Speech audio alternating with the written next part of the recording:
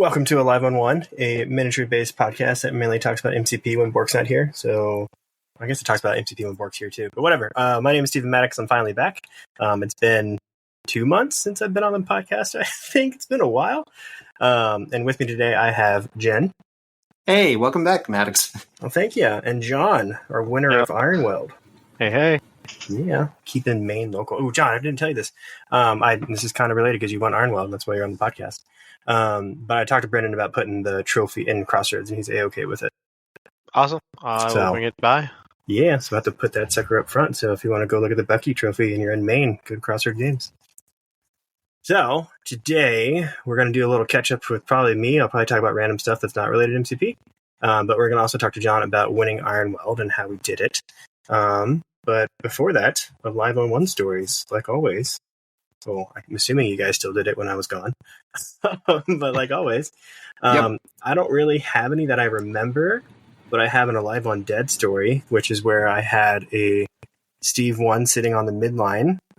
Turn 1, he got one-shotted by a Loki with one attack.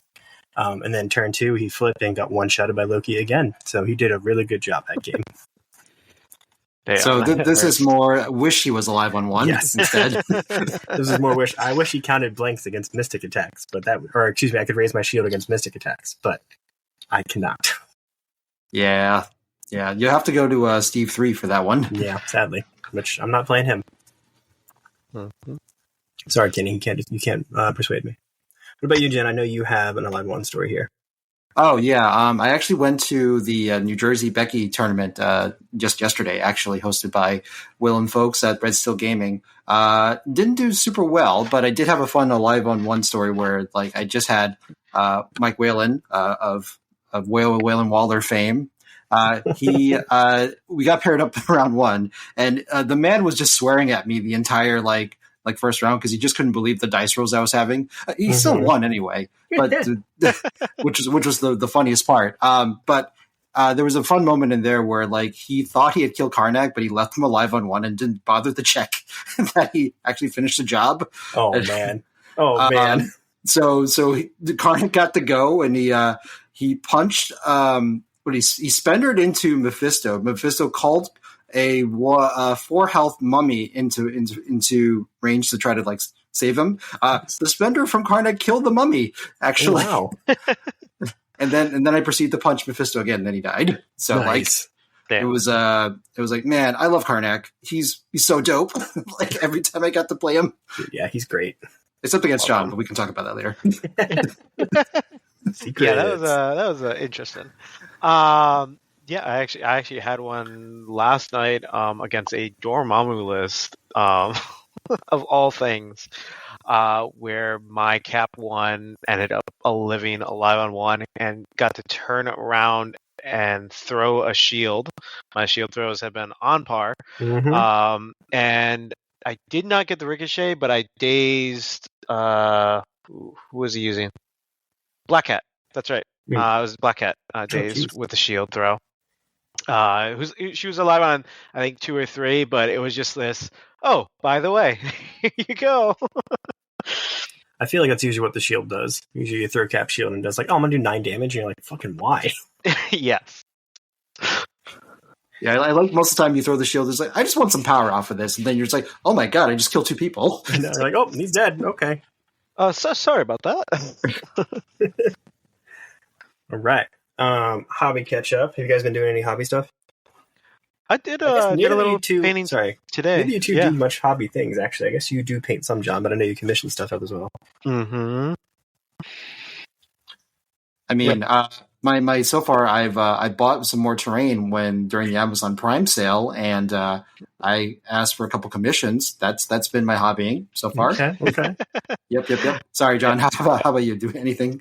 No, all I was going to say is I'm working on my Sabretooth Apex. Nice. I've been wanting to make him work in some lists, and in my back of my mind, I'm totally going to make him work in Steve 1. Hey, I think if there's a place to make him work, I think that's actually the place. Yeah, because he's basically Thor 2 with his self-throw and other stuff. He just doesn't generate enough power, so we're going to discount him a little bit. Yeah, that's a good idea. I also didn't know you had that box. Yes, I got lucky enough to get it on sale earlier this year, actually. Oh, nice. Okay, nice. Mm-hmm. I painted the railings in front of my house. That was really fun. That's hobby. That's hobby. Yeah, I bought a power washer and It was actually really fun to do. like it was pretty fun. Power washed a bunch of old paint and stuff off, and then sanded it down, and repainted it white. It was fun.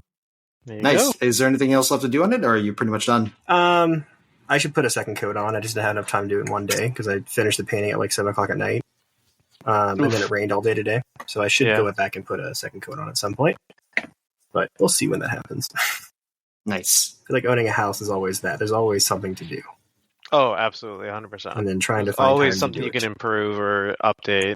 Mm-hmm. Building equity.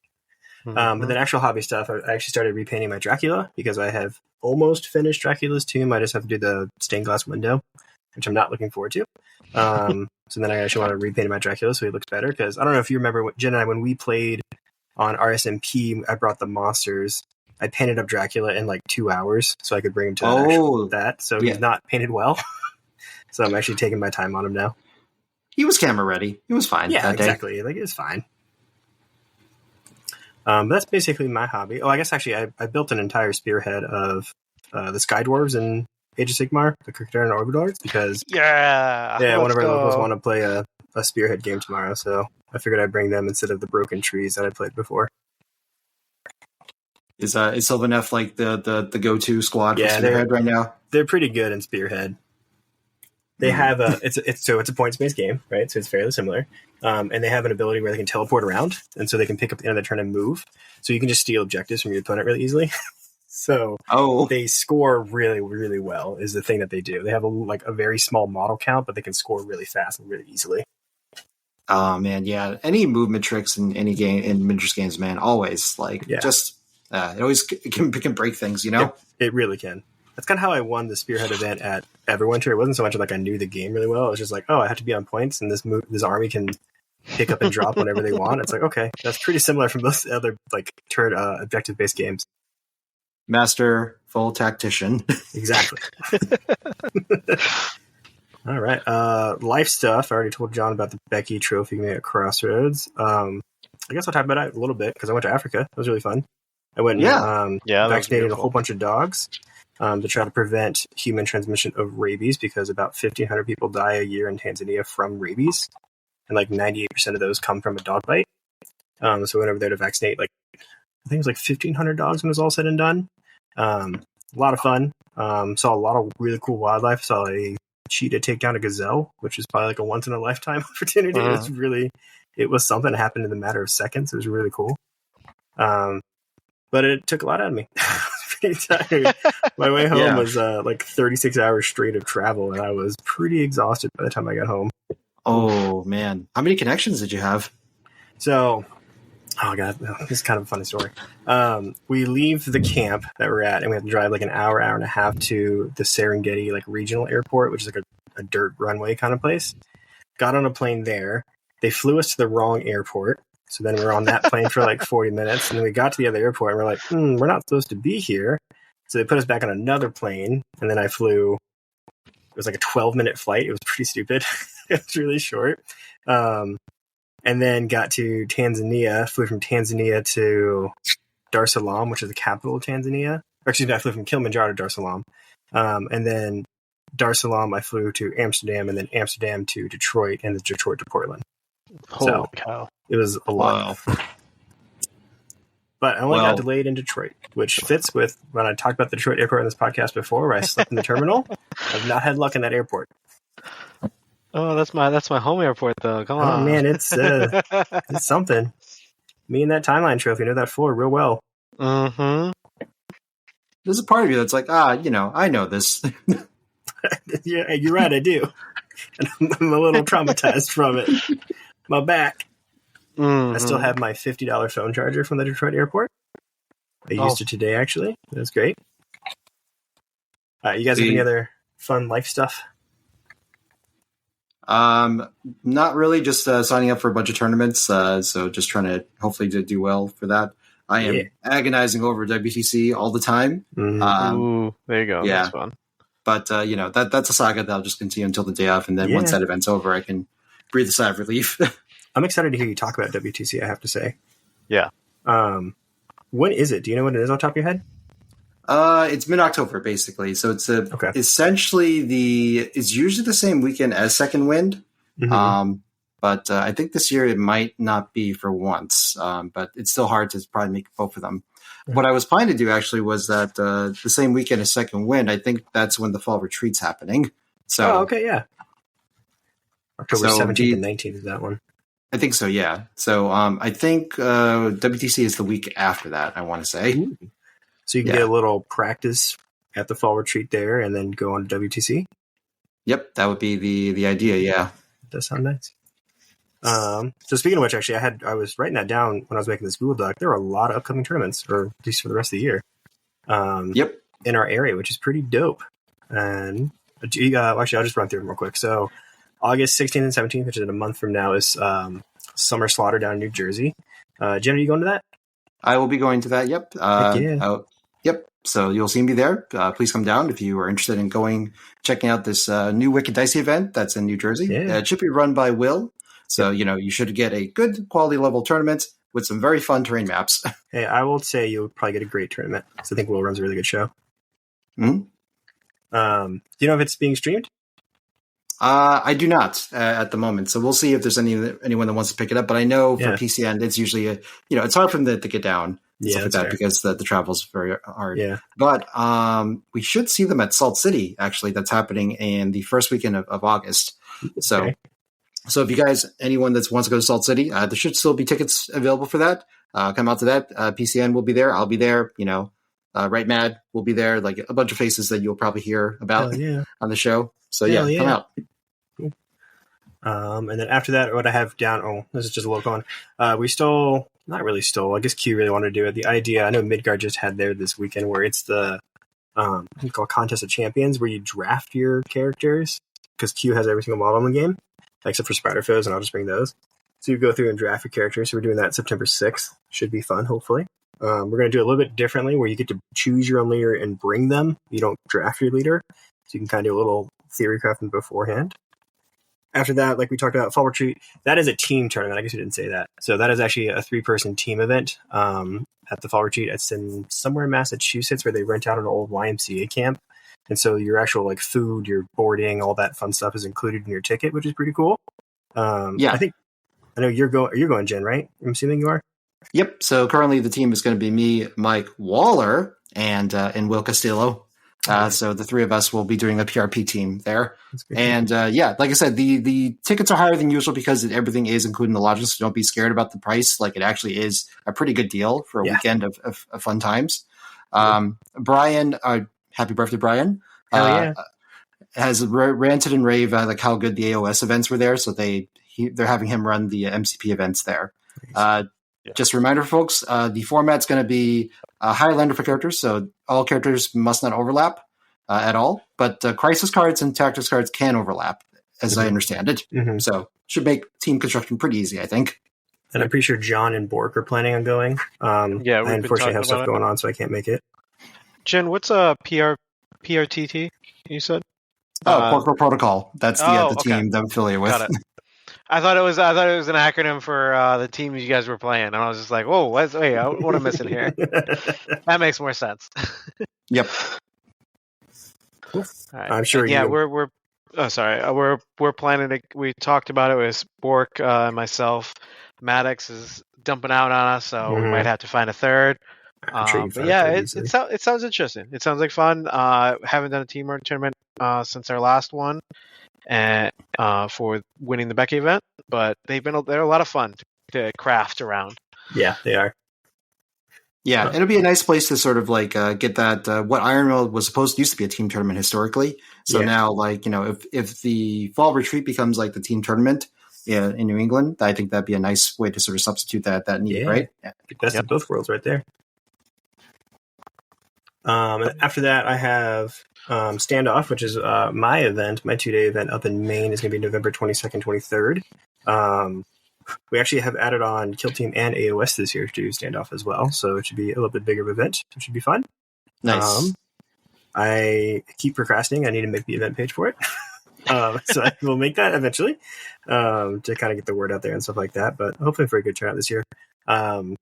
We got kind of, I don't know if it's kind of lucky. Our store owner knows one of the marketing guys from Talking Mass Games pretty well. So we got some additional price support stuff that was kind of like thrown our way a little while ago. So we'll have the old school like range rulers and stuff like that you can't really find anymore. I think those will be there as price support and stuff like that. So looking forward to that. And then to end the year off is Everwinter. It feels like it's weird saying about it because we were just at Ironweld, but Everwinter is coming up December 5th and 7th. I'm pretty sure tickets are already on sale for that. And if you went to Ironweld, you got a little discount code you can use. Yeah, it turns out that you need to plan these tournaments well in advance to run them well, so that's why we know what's going on through the end of the year. Yeah, I know, right? But there's a lot of stuff just in the Northeast, and I'm sure there's stuff I missed, right? I'm sure Black Moon Games is holding stuff.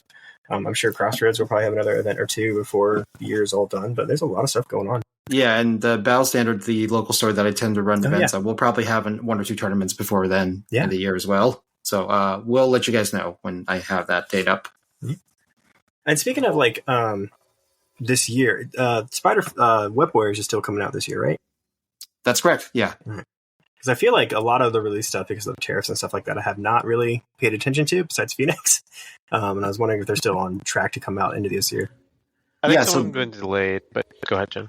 Oh, no, the Brotherhood box, like that should be, Avalanche, Lady Mastermind, and Exodus. That should be out, like, basically over the weekend. So some stores have already gotten them. Yep. Oh, cool. Okay. I believe. And I think some stores should be getting them like next week or a few weeks. I know a couple of my local stores just like, hey, we're taking pre-orders for these guys. Do you want in? So look for these soon. All right, cool. All right. So then I think you guys have anything else before we jump into Ironweld talk? I'm good. Cool. Good. All right. I laugh. My wife threw in questions in Google Doc of what is Ironweld, which made me laugh. And then she put, would you wear wigs afterwards? If you remember that Lord of the Rings meme from back in the day. Ironweld is a Massachusetts-based event, so it's just outside of Boston. It's run by the Wicked Dicey guys who we've talked about. That's their summer event. It's a really fun one. I don't know about you guys, but I thought the AC in that hotel was not the greatest this year. Last year it was fine, but this year I was like, it's kind of warm in here. Yeah, that building is definitely like from a different time and generation, like given the layout. And yeah. Would you agree? The setup for it was definitely a little messy, and I do agree, Maddox, that I even went down and talked to the front desk, and they essentially were like, "Oh, just toggle and play with it," and I was just like, "That didn't really do much." And they were like, "Well, we could send maintenance," and I'm like, "I want to go to sleep." This was like 9:30 or 10 o'clock at night, and I was just like, "I just want to go to sleep." And so, yeah, I definitely had the same type of issues. And I heard other people talking about it as well. Yeah, so hopefully... I don't remember. The year before, it was fine. I think this year is just a little... It's probably really humid this time of year. And the construction. That's the thing, too. Like, there's an entire wing, I think, that was being worked on, like, at the time. So that makes sense. So next year will be even better then. There you go. It's fixed itself. Yep. So, yeah. I also laughed that we got free breakfast. I guess it was free anyways, but they gave us breakfast like in the convention space, which made me laugh because there were weddings going on and they wanted to keep us away from the weddings, which made me laugh. And it was right outside like the hobby space. I remember going up and talking to Brett from Goobertown Hobbies. It's like, man, how many conventions have you been to where they give you like a buffet in front of your actual like paint room? It's like, this is the first one. It's pretty funny. This bread wasn't that bad though. Actually, I was actually kind of impressed what they were able to roll out. It was actually really nice just to walk over. Like, I already had coffee for the morning, but it was really nice to go over and get more coffee because it was literally, I don't know 50 feet away from our room. Yeah. If that. The only thing I complain about is the fact that the juice can't be as cold as if you had it from the machine. That's fair. That's fair. Yeah, some of the orange juice I'm just like, oh, this has been here for a bit, huh? That's it. All right, cool. So I know you guys talked about Ironweld last episode with you and Mike. But we have Jian on because he won the event because he's cool like that. Bringing a Avengers and Defenders list. So I guess I'll start with you, John. Why did you bring that? What made you think that list? So I think you and I have talked about it a little bit, but essentially I wanted to play Spider-Foes. I've been really into Spider Foes. I got my whole Spider Foes finally painted up, ready to go, and I've been messing around with them online to kind of test them out. And unfortunately, I was getting trounced left and right against Avengers. And so I kept trying to make it work, trying to figure out, okay, what do I need to do? What am I doing wrong? Like, what can I do? And eventually I said, okay, I got to try something different. So with the new Strange leadership, I was like, well, maybe this will work. And it actually did. It did decently well into Avengers. And I started having some success online with Defenders. But then people said to me, I was like, well, oh yeah, Sam is really good in Defenders because he can throw a shield. And then it was like little things like that. And then it's like, oh, Shang-Chi is part of Defenders and Hawkeye is part of Defenders and Luke Cage is part of Defenders. And if you don't know, they're also part of Avengers. And so I kept going further and further down the line of, well, I have this Avenger character. I have this Avenger character. I have this. Okay, let's just put Cap 1 in. Yeah, right? Because he's so good. Just put him in. Yeah, exactly. And so I ended up going down this line where I was playing Defenders because I enjoyed it a lot, but I was winning much more with the Avengers side of it. I had a lot of fun with the Defenders, Strange, with Hulk, with Shang-Chi, don't get me wrong, but I was playing with like Hawkeye and Luke Cage and Sam, and I'd go really wide with Strange, and so I'd be just hexing everybody. But my wins, truthfully, came from Steve 1, and so it ended up being where I said, okay, I'm going to bring both. I'm going to have these options, but I really did want to lean into Defenders. You can kind of actually see it when you look at what I played. My 2 games against Maddox and Phil Donahue were playing as Defenders because I was like, I want to play Defenders, and that was my mistake. Yeah. So, but yeah, it came from a hope of playing something different, and then fell into playing what I call meta now. That's fair. I mean, I feel like that's why I'm playing Avengers right now, is because it's a meta pick. It's not very original at all, but it's still it's a fun list to play. I mean, it does reward playing the game well. So like you have a lot of like displacement and secure play, and so I feel like it does reward that, which is fun. So I do enjoy it. I don't enjoy the spikiness of the dice in both ways, because I feel like our game round 3, it was very spiky dice for me. So that sometimes isn't as fun in the game, but it's just how it works. Yeah, Avengers has never been like a very dice consistent faction. It just gives you like a lot of like weird vectors and options, right? Because you get to do things more often than people would normally be able to do, right? Yeah. And with things like Shang-Chi now opened up, Namor as well, even though we're going to talk about him, I'm sure, you have these really strong characters that can take advantage. Cap 1 or Cap 3, truthfully, when you get down to it. Both of them like have this ability to really utilize those leaderships to either do a ton of damage or sneak in those bonus attacks or charges, excuse me. Well, let's talk about that. Yeah. So Namor, I showed up late Friday and you were playing some pickup games, trying to figure out your list. And I stupidly went like, oh yeah, Namor, because you were thinking about Namor. I'm like, oh, I'm going to bring him. Did not fit in my list at all. I screwed myself a little bit because I could not be affiliated very easily since I'm just mono Avengers. So didn't play him at all the weekend, and I kept looking at him like, why'd I put him in here, man? I can't actually fit him anywhere at all. Because I was like, oh yeah, he can charge every turn with a -1 power. This is great.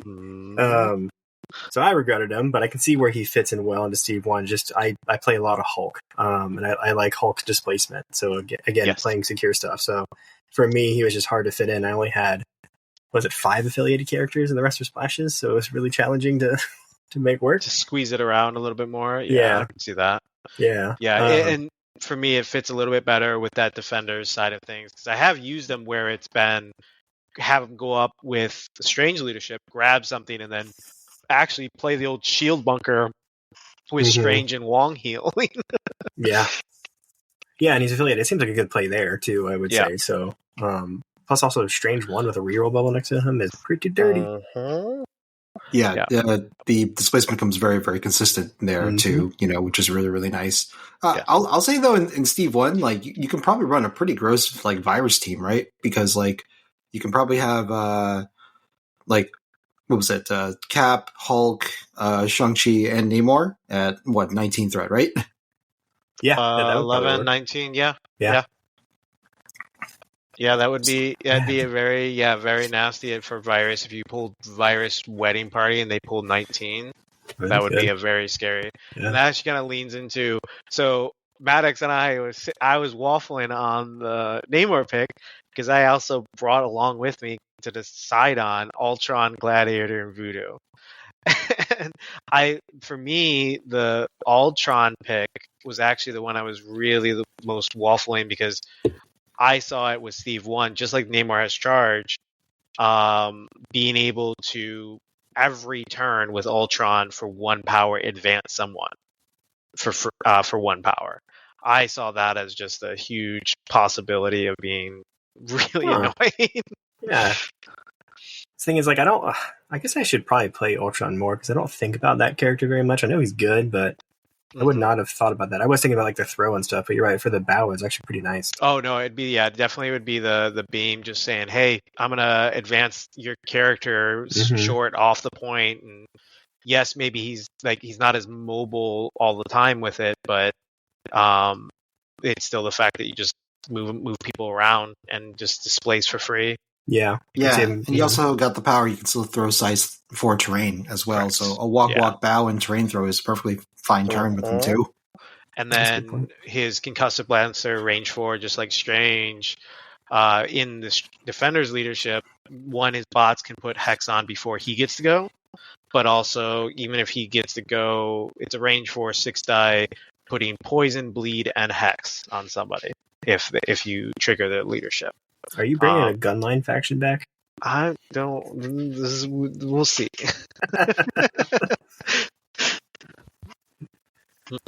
But yeah, I was definitely waffling all around, and you convinced me. Oh, let's keep Namor. So good. Yeah, absolutely, we should keep it. I know. And I'm pretty sure he didn't hit the table for me either, or if he did, it was like once. You played him against me. That's where I played him. Okay, there you go. Yeah. Yes, that's right. Because I thought it was gonna be so good, and then it was so not. Yeah. I got a little pigeonholed with him, I guess you can say, because I've played him so much. And I was like, yeah, I love him. Let's bring him in. And I was like, nah, he doesn't fit this list at all. So after this, you staying on this list, you think, or are you kind of pivoting to other things? You know, we've talked about this recently about time availability. I have a bunch of lists written up. It's getting time into practice. Yeah. This list, as you kind of said, is something where you can focus on your secures, you can focus on your control, and it feels comfortable to me. It feels like a lot of pushes and a lot of throws, just like I did with Asgard. So it feels more easy for me to kind of be familiar with. I want to play Spider Foes. I really am interested in playing Spider Foes, but I have to learn them, and I think that's the biggest decision on, do I have enough time to put in the research and game time to just learn how to play them the right way. That's fair. I feel that. Yeah, you can also kind of go from the perspective of like, what are you trying to answer, right, with Spider Foes? So like, you know, like what do you expect to see, and like, do they have an answer for that, right? And from there, maybe that can sort of guide your construction a little more, right? Absolutely. But that's going back to putting into that time, spending that effort of, okay, how do I deal with this? How do I deal with this? Where I think Avengers has a very easy list that's already kind of pre-set up, and you're changing out 1 or 2 pieces. Where Spider Foes, you're really crafting, like they have a bunch of options, but each one does its own thing, whether it's Electro or Rhino or Mysterio, or now Carnage is coming out along that. Let alone the 2 leaderships are completely different ways of playing as well. I really wish Spider Foes had an affiliation of 5 threat, and they weren't just all 4s and 3s, because it makes building them kind of hard. It does, yeah. Yeah, it forces splashing, basically, like to plug in the holes here and there. So which is crappy, because then you have like Surprise Webhead, and they have really good team tactics cards, and so like you don't want to splash that much. But then it's just they're a puzzle, to say the least. Yeah, absolutely. Yeah, that's actually my biggest thing is I'm running the Green Goblin and Old Doc, because it's like, oh, I want to have well-laid plans, because I'm like, oh, I need a way to force drop, and I'm just like, am I forcing this too much? But yeah, I mean, I feel like it can win. It can definitely win you games. Oh no, I was doing okay. That's the thing, is like I could do passable with Spider Foes. Mm-hmm. But I think it's when you get into that competitive level, and that high level of understanding is not what I have yet with Spider Foes. That's fair. There are players out there that are far and above experience with Spider Foes. I just don't have that experience yet. Mm-hmm. Mm-hmm. I get that. And that's why you're playing Inhumans so much, right? Because you want to play them for WTC? Yeah, for specifically because they are a team that doesn't take a lot away from other people on your team. That Hulk and Shang-Chi and stuff, like those characters are always going to be like in contention, right? Mm-hmm. So, but this is a like mostly in affiliation characters that will be very good. They will serve a function, and like you can build them in a few different ways too, because leadership is just so versatile. Specifically, Black Bolt 1. But, I can definitely see like Medusa or Maximus being a backup plan if you have a very specific thing in mind as well. So, yeah, no, it's and also like the new characters and the tactics cards were just a huge boon to that. We chatted a lot about this in the last episode, so I don't want to retread it too much. But they're very good. I am not going to shy away from the fact that they're one of the teams to beat, at the moment. That's fair. Yeah. So until they like either restrict like Terra Genesis or something like that, or like Great Refuge, like those cards like just make that team sing very well, like as far as like adapting to like in situations on the fly and being able to put on a lot of pressure on people scoring wise. Yeah, Terra Genesis is a great card. It's absolutely super strong, and I think it's actually one of the sides that Jian, because we ended up not playing, right? We did. We didn't play until the day 2, so that's the only time we got to play. Yeah, but I meant more as the Terra Genesis. You couldn't bring it, or did you bring it? It didn't work. I can't remember. Oh, I brought it, but it didn't work. But was. Yeah. But we can get to that later if that now comes I remember. up. Donahue couldn't bring it because he had Legacy Virus in his list for the final. So we'll get to that. But so he didn't have the ability to utilize it. But yeah, that's because it's a really great card to have in with your full civilians and stuff. Yeah, definitely something to keep an eye out for too if you're going against human players. Is like how's Great Refuge going to be played, and then how Terra Genesis is going to be played. So, speaking of which, just quickly for both your list constructions, because we haven't really quite gone through your list wholesale yet, but for Crisis cards or extracts, did either of you guys specifically think about that? It's like were you hesitant to take civilian extracts at all because Terra Genesis was out in the wild? I don't specifically target Inhumans right now. Realistically, my target is actually in my fear of any tournament is going up against a super strong web player. That's what terrifies me. Like Inhumans, I can get behind. All right, let's fight them. Webs terrify me. So Fisk is in pretty much any list that I play. I love having a Fisk in there just because I know webs hate usually dealing with it. Gotcha. You can tell that Matt and yourself, Jen, are in our meta where everyone's just like, oh man, I don't want to do these people. You don't have to worry about me until the new boxes come out. That's true. I think I'm on the same boat as you, John. I'm probably going to stick with this Avengers list just for going forward, keeping it easy on me. I might go back to Shield too at some point because it's really easy to pick up. But then Jen, like building my Avengers list, I didn't really have a lot of foresight into like exactly what was going to be brought, I guess you can say. I mainly picked my Crisis setup for myself and what I wanted to play on, if that makes sense, rather than trying to like pivot around other things. I have done that before in the past, and I think Inhumans are the one to worry about with Terra Genesis, so that is a thought process. But for this event where I didn't have a whole lot of lead-up prep going into it, I just brought what I felt like I wanted to play. Gotcha. Yep. Yeah. I wasn't sure. That sometimes people think about that, some people don't think about that, because you try to engineer towards what you think it's going to you're seeing, or you're just trying to have a solid foundational game plan, right? Yeah. So, yeah. I know I really like my 17 threat, so I try to bring a lot of 17 threats. Just to try to force that, because I like the 17 threat with Avengers quite a lot with Gorgon, Hulk, Shang-Chi, and Cap. Yeah. And I think with Avengers, especially right now, with the Steve 1 leadership, the other side of that, part of what my play is around is having those center point objectives. Yeah. Having things like Alien Ship or Scrolls or Wedding Party and Fisk, like getting people to come to the center line so that I can have those turn 1 charges and turn 1 bonus attacks that other people aren't going to have to be able to take advantage of. Yeah, I would agree. So I guess, do we want to jump through your list, John, actually? Since we've kind of talked around a little bit, we just kind of run through it. Yeah, absolutely. Yeah.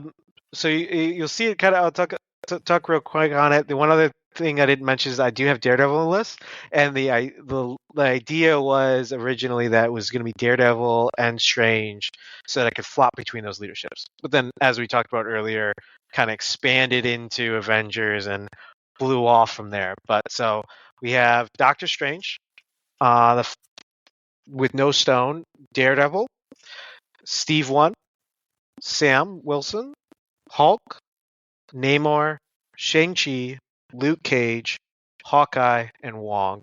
So everyone is affiliated with either one, the other, or both. But really gives me that variety, kind of, as you kind of mentioned with Spider-Foes, Maddox. Unlike them, Avengers and Defenders have a very wide variety of 2s to 6s to pick from, so it's very easy to set different levels of my list no matter where I need to go. And then for tactics cards, I have Brace, Patch Up, Recal, Street Smarts, and Mystic Ward for Defenders, Heroes for Hire, Chi Mastery, Avengers Assemble, Second Wind, and Battle Plan for the Avengers side of it. And then for my secures, I pulled in Deadline, Fisk, and Wedding Party, with my extracts being Unexpected Guests, Alien Ship, and Scrolls. Why Deadline? So Deadline is going into that Strange. So for both Fisk and Deadline, if someone for some reason does pick 16 threat, I felt very comfortable with Strange, Hulk, usually a Sam Wilson, and a Wong. Deadline, I would probably usually pull in like a Hawkeye. I might even go wide in Deadline with Strange, skip out on Hulk in that case at 16 threat. Yeah. Because the range 5 Hawkeye shots, putting out hexes, putting out the slows, Strange being able to move up and pull people off of points, it felt very good on Deadline on that lower threat level. And Hex with the Strange leadership, the biggest thing I found is that at the lower threat level, because most of the time you're dealing with only 4 models instead of 5, the Hex is more impactful. When you're putting Hex on a couple people, that's great. But if they really only have 4 characters and 2 or 3 of them have Hex, it feels like you really feel it. If they have 5 models, now suddenly you don't always get that 3rd character, or you're dealing with, they still have models that can come in and do damage to you. Yeah, I would agree, because when we played each other, I was like, I really do not want to play you at 16. That sounds very obnoxious. So I think it's a good idea to kind of have this little splash of it in there. And then you're right, Avengers love Fisk. I just don't have it in my list because I don't like Fisk that much because it's 16, but it is nice because it's like Wedding Party on the midline. I think Wedding Party is probably my best Crisis that I play. Yeah, and that's where I've my updated list now. Actually, I have brought Thor 1 back into the Avengers list side of the list, specifically so that I can have Hulk, Thor, and either Strange or Cap, and just have those drop right into fighting over the middle and having people immune to stun. Yep, it is very fun. Jian, you got any thoughts about this list? Does Daredevil surprise you like it surprised me? Well, I guess it would be like overall usage, right? So, so just before we get into game specific, did you actually use Daredevil that weekend at all? I had many times where I wanted to, and a couple games where I looked back, but no, I never put him on the list. Part of me thinks that there could have been an advantage to doing so, but no, I did not actually take the opportunity to put him on the table. Yeah. I mean, like, the best thing I think about Daredevil is the fact that if he isn't facing mystic attacks, like that turn one where you just need someone to just double walk and pick up something, like he might be your guy, like to do that. You know, absolutely, yeah. But other than that, yeah, like everybody else just kind of fights a little better than he does. Unfortunately, sadly, his only nice thing about him is the actual clapback with the strange leadership, because that's an out of turn hex that you can get through, depending on if obviously you're getting damage or if it's a 5 threat that hit you.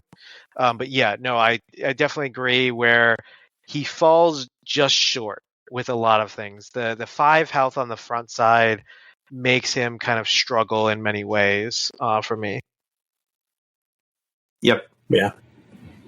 And he's better. He used to be god awful. But I feel like he's, especially now with Strange being a little, I don't know, he's hard to make work. I guess if you like the character, he's easy to make work, but yeah, but he said, I don't know, in a game where like in Faction you have Shang-Chi or Daredevil, it's so unfair because yes, Daredevil's such an honest character, you know, like he moves and attacks. And, that's a great way of putting it. Like he has to just move and attack you most of the time, unless you attack him, right? But people have complete agency of whether or not they want to interact with him or not. Versus like Shang-Chi, it's like, oh no, I'm coming in, and you better be ready, all right? Because this boy ain't stopping, you know? Yeah. I'm punching. Yeah, I'm coming, I'm punching. Daredevil stuns on a wild off of 5 dice. Shang-Chi just needs 1 power, and he pushes you into a wall or a character. Yeah, I know, right? It's yeah, it ain't right, man. Like, also considering they have the same health pool, right? Like a 5-6 like health. It's like, this is it's rough, you know, within Faction. Yep. So, but yeah, no, I love Daredevil. I love the idea of him, but it just he never had sat well enough in my mind when I was building each game. Yeah. Yep. Makes sense. Yeah, but like you said, the roster is very deep. So, like, you know, even if you don't use them this weekend, like everybody else, I'm sure probably got some usage out of the weekend, right? Yes, actually, I think the only person that didn't get usage was Wong. Surprisingly enough, there was never a time that I needed a 2 threat that fit well enough into the list. So it just ended up being something that's like, oh, I don't need it this turn. Oh no, I don't need it this turn. Yeah, that's surprising. I think maybe against Phil I might have used him, but Wong does not sit in my memory from those games. Yeah. And for any of the Tetris cards, did they all get usage, or was there a couple that you always kind of left on the bench? With Avengers, it was a lot of times toss-ups of whether I was taking Recal. I love Avengers Assemble, obviously. Battle Plan is super strong. Most of the time I'm taking Brace and Patch Up because I'm bringing Hulk. And truthfully, most of the time if you're taking Hulk, you're also taking Shang-Chi. So you're always wanting that Chi Mastery. So Recal was the odd man out. There was very few times I'm not taking Shang-Chi, and it just always felt like that weird spot. So that might end up becoming like a character-specific card as I edit the list a little bit more. But I'm kind of like a lot of times locked to about 4 cards minimum, because most of the time you're taking Brace, Patch Up, Shang-Chi, which is Chi Mastery, and then either Avengers Assemble or Street Smarts to keep yourself kind of going in the game. So you're very tight on cards. For it feels for me for this list. It's funny you say that, because I was the exact same way. Where like I was just like I had fallback in my 10, which I didn't bring once. I don't think I ended up bringing Warpath instead most of the times. And I feel like you're very, very tight on Starks cards. Yep, and that's where I don't own Warpath, so that's a good example of if Warpath was on my list, that would probably be something that would easily replace Recal for me right now. Yeah, Warpath, real good, especially when you're trying to play secure stuff and throw your opponent off. You too can buy a Warpath for $122 on eBay right now, or your printer. Or your printer. Just print it. Please print it. Please do not buy that card for $120. Yeah, do not. It comes with 2 models. That's nice, though. That's true. And 2 good models nowadays. Yeah, they're 2 very good models now, actually. But yeah, awesome. Yeah. So. It's funny, sorry, just to kind of... So hold on, I'm going to run through my list real fast as well, because I'm doing a lot of comparisons with John. So I'm just straight Avengers. Steve 1, Sam, Luke Cage, Shang-Chi, Gorgon, Beta Ray Bill, Okoye, Baron Zemo, Hulk, and Namor. And again, we're going back to it because you're talking like, oh, what did you not use? I used every single model here except for Namor. It's like, man. I ended up dropping Black Panther 1, and I wish I kept him because there were a couple times where I was like, I wish I had the Black Panther 1 there because I play Reserve Member as a really common tactics card for either Zemo or Gorgon. And Black Panther has that leadership because it doesn't have to be an active leadership; it just has to be leadership. So he makes that work a lot better because he can rotate around so easily. So I really missed him in this list. I mean, you can also take in Black Panther, 2 for the same threat value as Namor. Yeah, King T. Yeah, that's true. I could have. I don't know. I just like the Mantle of Black Panther for 1 power for 4 rerolls. I was enjoying a lot. And That's then true. He's also a lot more durable, and I'm like, I want to go and sit on secures and win the secure game. But King T also just kills people. So he just murders. Right. He doesn't stop murdering. Yeah, man just punches so hard. And he still has the displacement. He still has the wild throw, and he has the pull trigger. Push, yeah. Yeah. I think either is fine in this list, absolutely. Yeah, he does have a leadership as well. People always kind of forget this list still counts for reserve members helping. But I will say, Maddox, your favorite, regular Black Panther 1 still is the best guy if you want to tank things that are not mystic attacks, and he does also displace any size with the spender as well. Yeah. Yep. Yeah, which is just all what we needed. More of that. But and you play Inhuman, so let's talk about Gorgon real fast, because Gorgon in this list, I fucking adore. He is great as a turn 1 charge guy, and then it's basically he came out anytime I saw my opponent had a Hulk model. I don't know if I played him against you, John, actually. I don't think I did. No, but you played Beta. That's right, I played Beta Ray Bill, which kind of fits the same, criteria, I guess you can say, and Beta Ray Bill is kind of just the upgrade because Gorgon's only a 3 threat. But man, being able to throw a size 4 Hulk with the 3 threat spender is hilarious. Yep, he's the reason I think Gorgon's just like so popular right now is because there are still a bunch of Hulks and things running around. Yep. So that throw stagger is huge, right? Yeah. To make sure that you kind of like put some control into that. Yeah. But yeah, he puts out a lot of good stats conditions to sort of like hamper their power gen or their offense, which is great. And did you ever get any value out of the taunt as well? I think the taunt's actually pretty great as well. Because this list also has Steve 1, Luke, Gorgon, Okoye all have taunt bodyguard stuff. And so oh my God. it did make this list a little bit confusing to play against, which I did like a lot. And I used to play him like he was always in the 17. I just recently put Zemo in, just because if I'm like playing in Webs players or something, I don't need Gorgon. Zemo is just a better pick there. So those two kind of flop back and forth. But man, Gorgon, if you know when to play him, he is super good. Yep, he's a good missile you can kind of point towards basically and just kind of get stuck in, Yes. No, he's good. I don't actually play him all the time. I think I'm still running Karnak more often than Gorgon. But if I anticipate like you putting down like a size 3, size 4 model, it's like, yeah, I definitely think about putting Gorgon in the list, Yeah, absolutely. All right. Do you want to walk through, John, your games day 1? Any like big highlights from any of those games? Probably don't go through every single one, but just like any highlights from day 1. Yeah, I mean, I got lucky enough. That's my first game. I got matched into a trailer park of just beatings.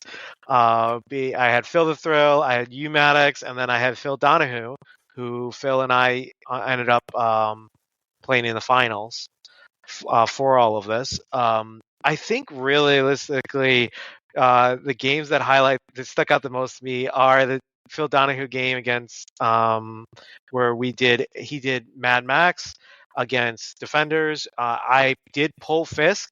I was super excited. I thought I had it in the bag. Turn 1, Daze Gorgon. Turn 2, staggered and threw him away.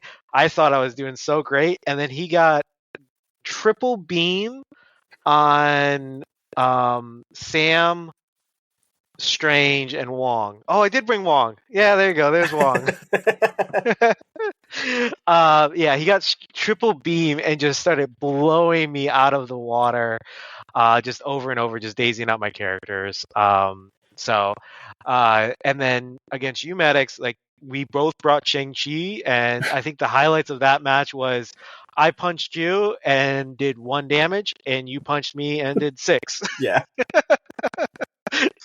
But no, yeah, it was really fun. For that one, we had Wedding Party, so we had this really interesting dynamic where we separated across. And I think the biggest play I remember from that was I had staggered Hulk on the left side of the board, and you moved Steve out so that you got within range 3 of Hulk, so that you could then play Battle Plan and remove the stagger, and then moved him back onto the point. It was such a huge play that made all of the difference in the world. Set you up for like completely. I mean, you were in control of a lot of the game. That really locked it in for you, in my opinion. I was thinking about it for a while. I remember thinking on the turn before that. I was like, "Oh shit, it has a range 3 requirement. I got to get myself over there." Yeah, so that's what Cap does. He doesn't ever do damage, or a lot of times he just displaces, and he's a little support piece. Yeah, and then for Phil's game, this is where we talk about the gun line.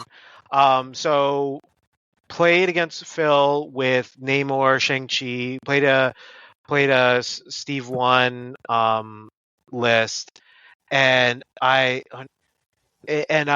ended up pulling everyone back. So it was Wedding Party and Hammers, and I was just doing the charge in, stab, kill somebody, charge in, grab, and just doing damage left and right with the hammers onto people. Ended up scoring 15-14 to end that game. Oh wow! Close game. It was 20 threat game. It was really close, but it was just a murder fest left to right where I was just pulling people back, throwing people out for that game. Nope. So a lot of fun the first day. I found myself trying to force defenders on those last 2 games against Maddox and Phil Donahue. Shows in the scores. Donju, right? Donju, excuse me. Yeah. Shows in the scores. Phil had me at 19-8 on Fisk and Scrolls, and then Maddox had me 16-4. Yeah. So I was not doing what I thought I was going to be doing with those defenders lists. Yeah. I did think your round 1 opening with defenders on Wedding Party was cool, where you Mystic Ward one of the Wedding Party points to stop me going up by 4 on that. I thought that was actually a really cool play. I was like, oh, that's kind of cool, because then you can kind of focus on just one of them instead of just saving it for like the end of the game, which is where I usually and not put me into a dangerous position with how Avengers go. Yeah. So I did like that tech a lot, because I don't know, a lot of people save that card, and there are times where it's like, well, this game's kind of over. It doesn't matter. I can turn off an objective. So I thought getting worth out of it turn 1 was a really good idea. Thank you. Yeah, I think that makes a lot of sense. Yeah. Yeah. So for against Phil Donjo, like, did you? It was against Medusa, or not Medusa? No, Maximus, it was Mad right? Max. Yeah. So what ended up happening was he pushed up with Gorgon on the on my left side to pick up the scroll, and I was able to jump and move up with Hulk, punch him, and I'm pretty sure I got enough power to throw him into terrain, which put him into position where I got to daze him with somebody else. I might have one-shot him with Hulk, but he was down turn 1 with his Gorgon after picking up a scroll, and from there, like, I just beat into Gorgon. But it really actually put me behind because I was holding so far back with Hulk fighting against this Gorgon. He got to reset with King Black Bolt and Mad Max and set himself up in a great position to hold the right side of the board and kind of push me off the points for all of this. That makes sense. Yeah. Like, King Black Bolt's not to be underestimated. Like, he doesn't do a lot of damage, but he displaces like so many models, if you line them up. He does a lot of damage when you line up 3 models and let them go get the hyper, the boost the volume, increase the volume on all of them. Oh, that's a different story. Yeah. Okay. So because he's hitting 3 characters, so he's gaining 3 power, so he gets to do it twice. But yeah, no, Phil was that was definitely the after the game effect of like, yeah, I should have moved my characters in more and played this differently. Always good to look back on like that, though. Yeah, but you face a beam team. Yeah. Yes. So ended up going 2-2 in the tournament, which did not put me out, just barely. I would, because of the who I faced against. My strength of schedule was 2.06 because everybody I faced after that first game made it into top 8. Yeah. So I snuck in right at the bottom there. It counts though.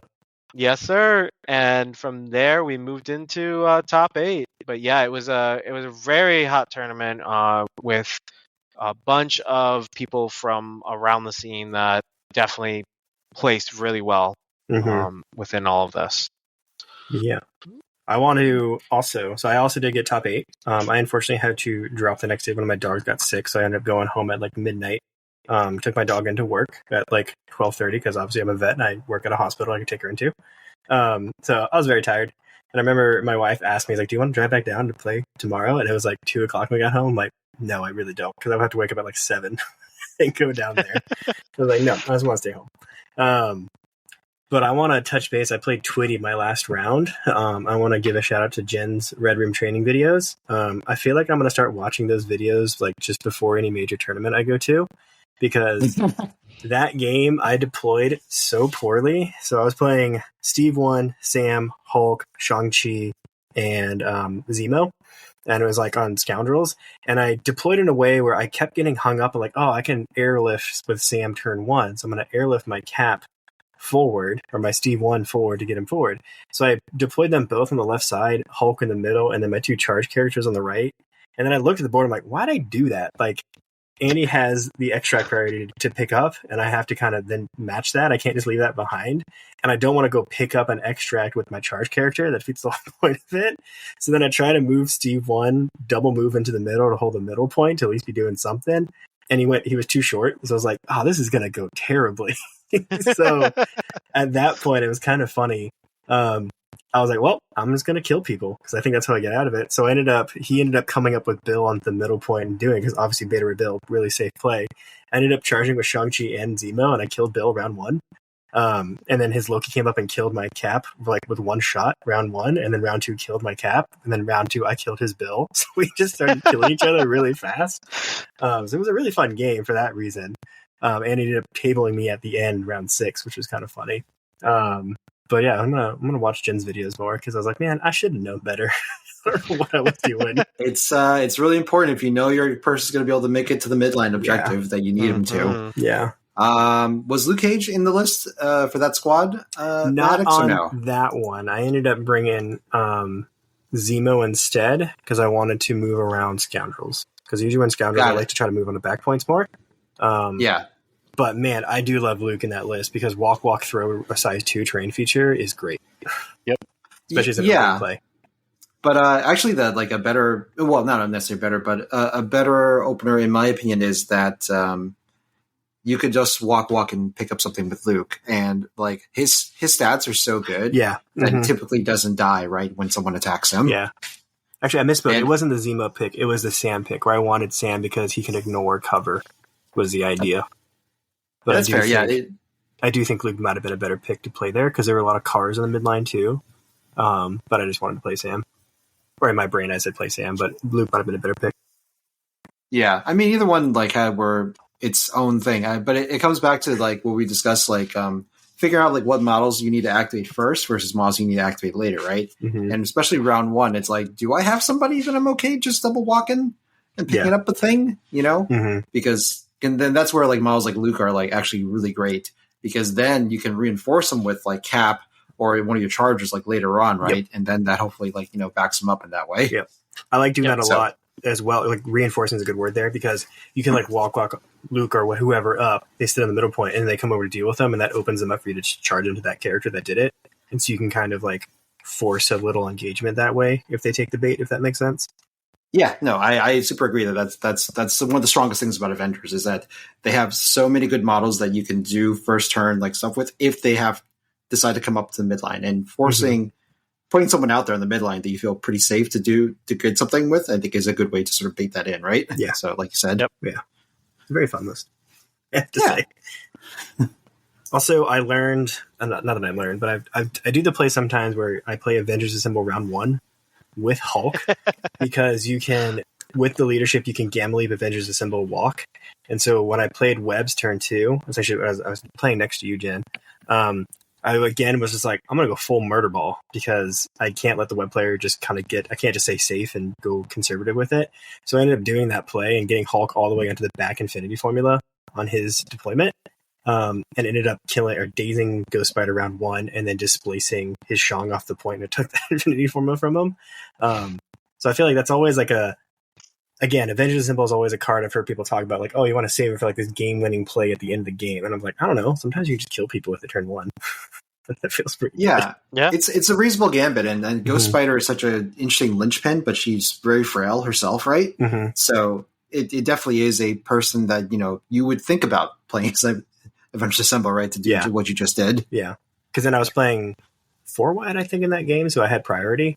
So then top of 2, I just killed her, right? So she was off the board, so I didn't have to worry about her. Yeah, and that's going to make a huge difference there for that.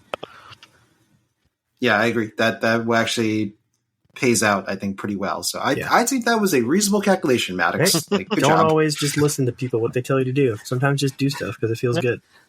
And it's sometimes those unexpected plays, right? Like some people you get used to, oh yeah, they're not going to use Avengers Assemble this early. Oh yeah, they're not going to use Mystic Ward this early. So you kind of get in that mindset of like, oh, I'm fine, right? Mm-hmm. I'm good here. And then someone does something unorthodox, and it can throw you off your game. And so you kind of have to account for something like that. That hey, a Hulk can leap, jump, move, Avengers Assemble, and be on my Infinity Formula. I can't just expect that I'm safe just because I'm back here. Yeah, big deal. Yeah. Yep, with an attack to use as well. So that's the scariest. So then the dream is you attack, gain 2 power, and then throw as well. Yes. Hulk's throw should probably be 3, not 2. And at minimum should be 3. I agree. There's no character throw. Well, okay, I take it back. Vision is okay because Vision has to walk and throw people. Yeah, and Vision's size 3, right? Yep, only size 3. Yeah, I think a 2 power size 3 throw is not as bad as a 2 power size 4 throw. Yeah. All right, Jen, you got anything else question-wise day 1, or should we move to day 2 where John? I would say for you, Maddox, like, is there a card or a character that besides Namor, like that you didn't get to use? I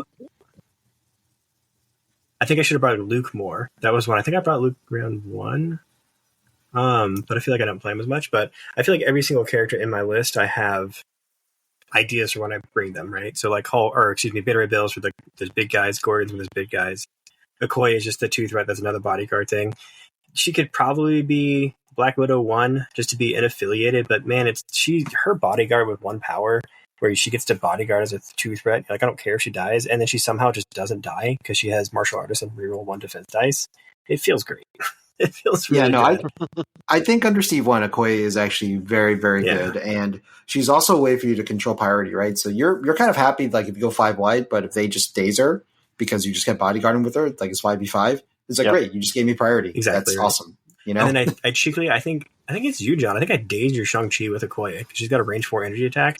Yes, and it was one of those things of like, oh, I'm just gonna do this just to see what happens. Like, oh, he's dead. So yeah, I guess maybe not. But no, I was really happy with this, minus the Namor that we already talked about, but I was really happy with this list. I think I'll keep doing it.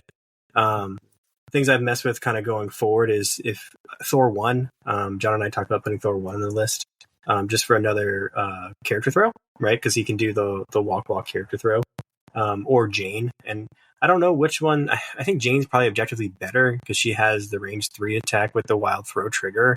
Mm-hmm. But just being able to always depend on having power to be able to throw with Thor 1 feels really good, I guess you could say. So I'm not sure who's better there per se. But I think one of the 2 of them are probably going to be in this list moving forward. Yeah, you probably want to take a look at your list breakouts, like what you can take at each threat, because obviously Thor being affiliated makes list building much easier than Jane. Mm-hmm. But yeah, I agree. Jane's kit is probably more well-rounded than Thor's kit, in my opinion. Yeah, and the nice part about for either one of them, they both are leaning into that reserve members, but Thor 1 specifically for you leans into it more because it is that Avengers character, so you can have that another leadership standing next to Gorgon if you're using reserve. Yeah, that's true. He is affiliated as well. Mm-hmm. So actually, John, for clarification, any leader can qualify for Avengers Assemble, I believe, or the reserve members. Member. Yeah, it doesn't have to be an active. It just Yeah. I said either one, but if you're doing Gorgon and Lady Thor, then that's 8 threat unaffiliated, which can sometimes be harder to fit into your list versus having Thor 1 who is affiliated. But apologies if I said that wrong. No. I misheard you then. My bad. Yeah. Yeah, I did mean that both of them are leaders, but Thor just is easy. Thor 1 is just easier to fit. Yeah. And I guess I could go into playing Fisk more because he is stun immune as well over Jane. And I do feel like does he have more health? I think he has more health. I think he's got 7 or 7. He's got more health. Yeah. And the stacker does come in once in a while, as a big deal too. If that, certain characters. Should probably just play them both and see how it feels.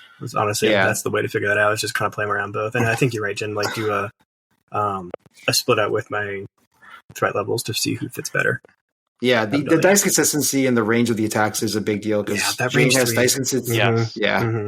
And even the range 4 spender. That's true. She can just touch them to the board. And she also has defensive tech, which is the nice part, the biggest nice part about her is having that defensive tech. But yeah, I do. For me, Thor 1, I think the 2 power to throw terrain or person, and specifically the character throw, is just this huge, consistent. I can just chuck somebody away and throw them off a point. That's true. Walk, throw, man. Yeah, walk, throw. Turn one, walk, throw. There you go. Ooh. Walk. I like that. All right, maybe I try Thor 1 first. All right, day 2. You go into top 8. Who did you play round 1 of day 2? Yeah. So round 1, because Maddox dropped. It meant that instead of going up against Matt Alex, our Spiders player, I went up against Annie Murray, Twitty, who was playing Asgard, of all things to go up against round 1. And it was a very much similar to Maddox with your game, where it was this beat fest. Same thing happened. Just absolutely just clapping back and forth, beating the heck out of each other's faces. But my dice for the last 2 games of the previous day and that game were not working in my favor. So it was just this back and forth slapping that I was not doing well against. However, in the end of it, and this is, we can call it all we want, Andy did have to leave. And he ended up having to make a decision based on the timing that it took for how long our game went, as well as how long the games were going to take, to say there was no point for him to continue because he would have had to surrender later in the tournament. So he ended up surrendering to me, which gave me the win and pushed me through into the semifinals. Not the way I wanted to do it. Definitely not the way I was expecting to. Did you have a moment of just man, does everyone hate me? I'm just fucking with you. I didn't have that moment. Everybody was very kind about it. But no, there was definitely that. Oh man, I wanted to beat Andy, feeling good. So yeah, he dazed my Hulk and then said, "I surrender." Oh, Andy. Yeah, because Hulk's currently on the board, so it is not a tabling. Yeah, I was not officially tabled at that time. Right. But yeah, it was just a slobber knocker back and forth, and then he made the decision that it wasn't quite there. I thought I would have him. I actually gave him some advice of holding a token in your hand because he forgot the Thor leadership a couple times.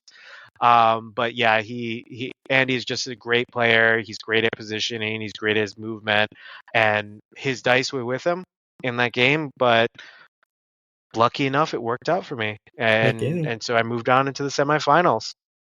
Where, Jian, do you want to talk about our game?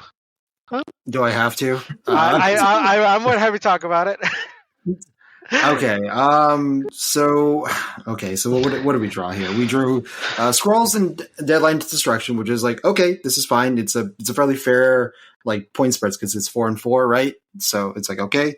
I made sure to pick 20 because like John, you won priority, right? Yeah, you won priority. So I definitely didn't want to play at 16 because that would very limit my options, and you having a Hulk and whatnot. It's like, okay, we want more tools on the board to sort of deal with that. So that's why I brought in both like Black Hat and Gorgon for that purpose. I brought Karnak and Lockjaw also got brought in with Black Bolt 1, so we got plenty of power to battery stuff, and we also had Quicksilver as well, so to try to get that first turn not first turn, but second activation grab basically. So no matter what, like I wanted to make sure that John didn't get all 3 scrolls or more round 1.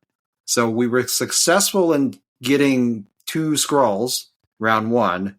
And I think we pretty much scored pretty even like that turn.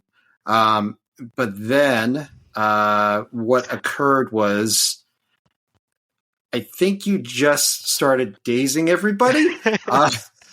Yeah, so the dice turned a little hot, and I think the only other thing was round 1. I think I got Black Cat down to 1 or 2. I think either it was either that or it was round 2, or top of round 2. But Black Cat, I dazed out round 2, and so like immediately like was just picking apart pieces for across the board. And yeah, it kind of just worked out. As soon as you pushed Black Bolt to the left side of the board away from my Hulk, I just completely rotated. I had Shang-Chi and Luke Cage together on the left side. Luke Cage, as you talked about earlier, as a safe grab, walked up and grabbed a point, and I just started pulling them backwards back to my back point, letting you take over that side while I pushed the right side with my Hulk. And I think, did Hulk get Quicksilver? Yeah, Hulk got Quicksilver with a terrain throw. I didn't dodge any of it. That was also pretty heartbreaking. Yeah, that was what it was. Yeah, because usually Quicksilver is like okay to mitigate like a couple damage from it, but he just took the full brunt of that. And then after that, I think you just attacked him or something. And like I think it's reversed because I'm pretty sure I punched him in the face because you didn't have enough power to run away, and then I threw the terrain at you, which probably popped you at that point. Yeah, that's right. Yeah, because I don't think you did enough damage to me to where I felt like it's like, okay, he's on 1 health. Like he's definitely going to go down the terrain throw. I think I think that was what it was. Is you were at like 3 health marker, I think probably, where I did a couple damage. It was like, ooh, okay, I'm fine. And then it's just like, oh, wait a minute, I didn't dodge anything. Yeah. So in retrospect, maybe I should have braced there just to make sure I hold on to that point. You also were very smart to grab your home scroll with Sam and go back to your home point. He was farming you like that back destruction point, 2 points, like every round. And I didn't have anyone fast enough to interact with him. I was hoping that was going to be like Quicksilver or Cat at some point, but those guys got taken care of like pretty quickly. So my ability to actually interact with Sam Wilson was like very hampered. Yep. I think I did Spender like Hulk round 1. But yes, you did with Gorgon. Yeah, and I was like, all right, this feels pretty good. But yeah, despite that, a staggered Hulk was still able to get rid of Quicksilver, and I'm just like, well, that feels bad. mop, indeed. So yeah, it just and I couldn't quite recover from that because like at that point, like I've committed Black Bolt so far to one side, and even with Great Refuge, like it was kind of hard to get it back. And Sam just like he threw shields and you were he was charging and throwing shields so that he could make sure that my guys didn't rotate back towards Hulk and Cap on the other side as well. Yeah, so it was very well played, John. Push you essentially just like stay over there, and then as I was rotating Shang-Chi, like you were trying to push up to do some damage and things like that, and I used the Heroes of Hire to actually, part of it was I was okay with you attacking me because heroing off of Shang-Chi allowed me to position Luke Cage even further in my rotation. which was just a continuous, like, I was just trying to keep you away from me as much as possible. And then I think, as you talked about earlier, when you did your Terrigenesis, you did 1 damage, or was it 2? So the thing is, the Terrigenesis was also a non-factor because the only person I wanted to do it against was Sam Wilson, because like that was whether or not we kept the game going or not. Yep. But Sam was at 4 health still, so I needed to convert all 4 dice to hit with Terrigenesis, which is a long shot to begin with. So we were basically very desperate by that round 3 or round 4 that we're doing that, you know? Yeah, because that's fair. I was greatly in danger of just like, losing that game by 3 or 4. I was also very conservative with Karnak. I didn't get him into the game as well as I should, and he also just took a cap shield throw to the face and just died by a one shot. I love cap. Yeah. Oh man, specifically Steve Rogers cap. Yeah. So, but Sam was also hitting like a madman as well. Like he was converting like 4 out of 4 dice like repeatedly during that match as well. I think I did more damage with Sam than Cap or Luke Cage, and I probably even Shang-Chi, because Shang-Chi did his hit and run and then was gone essentially. Sam was just throwing his shields and just popping people, and your defense dice definitely were not converting as well as they could have been. I think Black Bolt was the same way. Like he took a good amount of damage from a couple hits too. Which is fine. Yeah, I mean, it gave us the power to laser Shang-Chi off the board, but but at that point though, it didn't matter. Like Shang-Chi was more of a distraction card effects, as the 40k players would like to call him. Like he didn't really actually end up doing well. His big contribution was that he got Black Cat to her injured side. After that, he didn't really end up get to do anything because I didn't want him to have a chance to go. Yeah, anymore. you were more targeting him down to just prevent him from doing what he does, but that in effect for me allowed me to be like, okay, go ahead and target him. I'm over here scoring all of these points, and you're focused on this one character, trying to stop him from stopping you from scoring. Yeah, which was a big mistake because at that point, listeners, John Falco had most of the extracts. So in a game where with like the setup here, once you have extract parity, you got to stop the guy with the extracts. So Luke Cage had an extract, Sam had an extract, and Hulk had an extract. And so I had to interact with those models. I chose not to, and to my detriment, I lose out on the score pacing as a result. Yep. So that was a good lesson in one of my videos that I made, Maddox, and I didn't follow my own advice. So it's not just me. No, we are all terribly flawed human beings at the end of the day. Mm-hmm. But no, John, the dice aside, like John made a lot of great decisions, and I respect him greatly for that. You can even tell him when he's not here. He's a good player. Thank you, Jen. No, it was a great game, and I definitely had my heart going the whole time, like, oh god, and I'm just like, I'm a panicky player, but sometimes it works out for me. I didn't kill the dog. I don't believe I dazed him, but I believe I specifically did not kill the dog. Good. You did kick him repeatedly, though. I did kick him all about. I'm not it's like listen. He touched the dog, guys. Okay, like don't let him sweet talking that he was a big dog pacifist here. Okay, watch out, guy beaten within an inch of his life. The dog threw me. Okay. I'm calling Ace. No.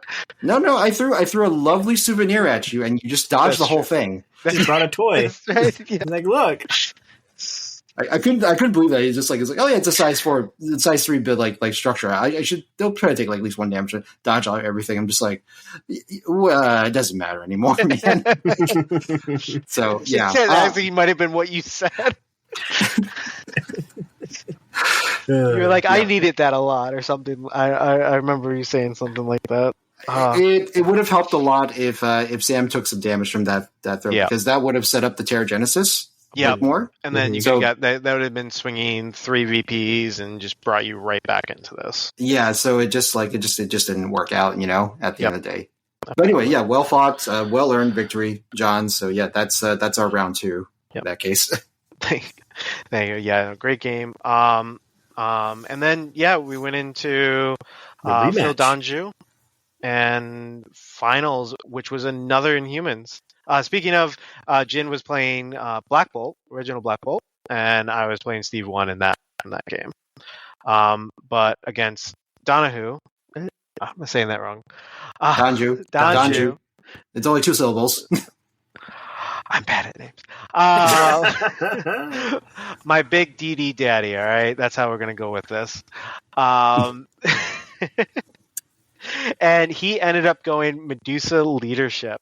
I believe he actually had the opportunity to go something else, because him and I were kind of making a joke with each other that he was going to play a different. He was going to play A-Force. That's right. He had the ability to go A-Force, and I was joking. I was like, if you play A-Force, I'll play Defenders. But we both ended up going. I went Steve 1, and he went Medusa. The biggest things I think out of this game right off the back. So this was Steve 1, Sam, Luke, Hulk, and Shang-Chi versus King Black Bolt, Max, Medusa, Gorgon, and Domino. It ended up being Wedding Party with Legacy Virus. However, the biggest thing here was round 1, King Black Bolt walked up, grabbed the Legacy Virus in the middle. I charged with Shang-Chi, and my goal was just to put some damage into him for round 2, since I'd have priority. However, I was able to end up dazing him because I put in, I think it was 4 or 5 damage with Shang-Chi against King Black Bolt with his damage reduction and 4 dice. And then, so I moved up Hulk and dazed King Black Bolt on round 1, which really is what set up the game from there. Hulk, of course, picked up that Legacy Virus, and round 2, first thing I did was charge with Shang-Chi out of range of his Gorgon so that I could still hit King Black Bolt and immediately stagger him and just and stun him. So his King Black Bolt right off the back was staggered, stunned, and on his injured side. So it was very much just this beating, unfortunately for him, that I got beat up on his King Black Bolt very early game. From there, it kind of went back and forth into Murder Fist. He pulled back with King Black Bolt away from my Hulk, kind of tried to reposition and set himself up. But because I gotten that virus, I kind of had that control and lead. And as he kind of reworked his team, I did the same thing that I did against Jian, which is I just rotated away. I just surrendered one side of the board. I took my Luke Cage, I took my Sam 1, and I just moved them across the board. I just surrendered and said, yep, you can have this Wedding Party. You can have this one virus that you have. I'm just going to walk away. Medusa ended up getting removed in round 3. And then both my Steve 1 and Max got removed in round 4. He tried to make a kind of a play which did quite a bit of damage, where he moved his Max all the way across the board and just blew into my Shang-Chi and Steve 1 to try to take them out. And he took out Steve, but unfortunately I was able to take out his Max in return for that. I feel like after all this talk about rotating, you should go play webs. I tried it off the start. It just was not my style, but I think it's the same thing with Spider Foes. It's really just putting the time in. I think just to talk about that for a second, I think any faction, anyone out there, if you're trying to figure out what faction you want to do, don't be deterred if it's not working off the best. I was not the greatest Asgard player off the start, and I did pretty well with them for the past year before and after Thor 2. You just put the time in. I know it's sometimes hard, but if you put the time in, pretty much any faction has some viability. Sentinels will be here next year. Yeah, we'll give them next year. Every other faction has good viability and the ability to be good if you learn how to play them really well. And I think that's true for webs and Spider Foes. Once you figure it out, you'll see it really start taking off. Yeah. But yeah, and then I guess the last part of that game, to kind of just top it off with the cherry on top, Sam threw his shield round 5, dazed Domino, which let Hulk leap across, move, and pick up the last virus to blow himself up for those lovely 6 VPs. Nice. That you never see happen, but once in a while when it goes off, you're like, woo, let's go. Hell yeah. I like that you were just winning on 16 anyway. It's like, then I just add 6 more on top of that. Look, I could have ended the game, and I said, well, I could just kill the Hulk. You gotta assemble that legacy virus. You gotta assemble it. Yeah, exactly. It's a pretty good high, like assembling that virus. A lot of fun, actually. Like, Yes. so props to this scenario still being like, it's now finally fair, and it's just like, it's very fun. Like when you actually, it feels worth it. You know, you like if the 6 the game I played against Twitty, if I had the old legacy virus, my Hulk had all 3 at one point, but he was able to kill my Hulk. But if I was able to get it and explode, I would have won right there. So it definitely, it's a lot more fair now, which is a good thing to have. Yep. Yeah. All right, here's the real question. Both Jen and I told Bork that we would give him the Wolverine scoreboard. Did you win the Wolverine scoreboard? I did win the Wolverine scoreboard as well as the X-Men measuring tools. Are you going to taunt Bork with that Wolverine scoreboard? Absolutely. I am figuring out on how to remove it. So I took your advice. I have that tray and I glued it down. I glued the old type of scoreboard down onto it. So now I'm going to rip that off and slap in the... I haven't decided. It's either that or I buy another tray for Avengers. Right now I have my Loki tray. Yeah, I don't think it's going to fit. Is it bigger? It's thicker than the scoreboard. Oh no! Yeah, because it's an acrylic. Yeah, it's 2 acrylic pieces. Yeah, so I haven't even. I'm pulling it out of the plastic as we're talking now. I have not even pulled it out of the plastic until now. What else? Yeah, it is really nice. What else do you guys get for being top 8 at a GT? I think I mean, for me, it was just a ton of dice. The Wolverine, the measuring tools. You also got the crisis markers. So, like, instead of the cardboard ones, they have plastic ones that they gave if you made it to a certain round, I think. Oh, that's right. Andy got them. Andy got my acrylic markers because he said he was like I give up. All right, I'll take the markers. I mean, that's my consolidation prize. And I was just like, fair enough. Fair. I was just like, yep, not gonna complain about this. Now you got a scoreboard. Whenever you go see Bork, you can be like, hey, you want to play a game? Let me just pull out the sweet scoreboard here. 1 sec. We should both bring them to Thursday night so we can put them together and take pictures and send it to them. Oh, there you go. Yeah, perfect. I'll bring it with the trophy too, along with it, and then just prop everything together. So yeah, GTs, you get really cool actual AMG prize support at them. So if you have one popping up in the area, you should go to them. Everyone will be a GT as well. You should go to all your local events because they're amazing and fun, and they're great people to meet. All right. That's also fair. Yep. Well, congrats. That's pretty awesome. Thank you. Good job, bud. Very happy. I've been I've been the bridesmaid for so long, so I'm finally happy to make it and win a tournament. Repping Maine and repping our new New England Sentinels. So yeah, good job. No, thank you. I would clap, but that's not very audio friendly here. Good point. Thanks for that.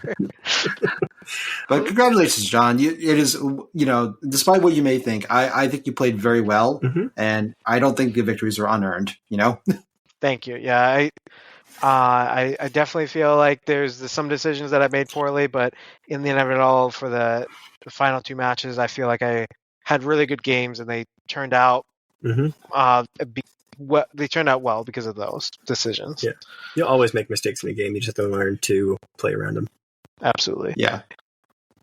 Well, cool. I think that's all I got. Jen, do you have anything else about Ironweld or John? I just want to also shout out to Alejandro and Guy for checking out our videos at RSMP, and just I appreciate the recognition and support. I played Guy round 1. He was a great opponent. He also had really cool models that he had UV painted, and they were midnight sun, so you can use a blacklight to make their eyes shine. and then he took a soldering iron and pushed a hole through Immortal Hulk's chest that also had UV paint around it. It was really cool. Nice. Yeah. Yeah, no, it's good to see, like, because what Brian said was really nice is that like we feel really great that there's always like new people coming to these events, you know, so like it's always good to see fresh faces and seeing that it's like, hey, like even if this is like the first time you're playing an organized IRL event like I did, like, you know, the fact you're still willing to come out and do this, like that's really, really cool. Yeah, you know, absolutely. So just shout out to everyone that came out to the event and that, you know, we said hi to or interacted or didn't get to interact with. Just thank you for coming out. You know, it's always nice to see everybody. Hell yeah. It was really nice to see people again, especially because I hadn't been to an event in a little bit. Yeah, I guess you were doing something important or something. You know. Doing life stuff. All right, cool. Oh, thank you, Maddox, for being a hero. Oh, you know it. Vaccinating dogs, seeing cheetahs was pretty cool. Also vaccinated a couple cats. They were not very easy to vaccinate because they were in just rice sacks. And it's very hard to get a cat out afraid when it's in a rice sack, as you can imagine. It's a cat in a rice bag. Yeah, it's a lot of claws hanging onto the inside, and you can't really get them out there very easily. Nope. All right, well, then let's start signing off here. Jen, you're at lots of places for the MCP community. Where else can people find you? You can mainly find me at RSMP Tabletop. We have a Discord, but we also have a YouTube channel primarily where we put up content. There'll be a fair mixture of Kill Team content and some Marvel content that's up there right now. Please also check out the Red Room Training videos. I hope they will give you a good stepping stone from being, you know, your basic Marvel to, you know, more tournament focused, you know, objective plays and how do you think about the game to win, just like we talked about earlier in this cast. Oh, yeah. Yeah, I would say that John took those lessons much better than me or Maddox did. So hopefully you too can play as well as a John Falco at the last rounds of Ironweld. But otherwise, yeah, I'm also affiliated with the Purple Protocol guys. So a lot of my friends will be on the GameStore Guardians podcast as well. So you can find those at any Apple, Spotify like locations. Yeah, otherwise, yeah, hit me up in real life or on Discord. Happy to chat. Cool. John, do you want people to find you anywhere, or are you just John, you play in Maine? I'm John, I play in Maine. Happy to play you guys if you guys are playing on the East Coast. There's a TTS tournaments. I love playing in those. It's a lot of where, just like playing in person, I test my stuff there because it's a lot of fun to mess around. But yeah, if you're ever up in Maine, going to Crossroads or the Midgard, New England stores, once in a great while, maybe I'll make it back down to visit Jian down at his stores. But I think it's a great time anywhere you go. Cool. And then for us, 11 also has a Discord that's pretty active, so follow us on there. The link will be in the description below. We have an Instagram that, boy, I haven't updated in a long time. You can email us at 11one@gmail.com. We have an affiliate link for Huge Miniatures for any sort of hobby supplies in our description as well. I think, tell us, I don't know, I haven't really chatted with you guys much, but like, what do you guys want to hear about kind of going forward? Are there certain things you want to hear about? Do you want to revisit a faction? I know Bork wants to do an Apocalypse episode again. So yeah, shoot us a message in Discord if you guys want to hear anything specifically. And like always, Godspeed, Gorgon.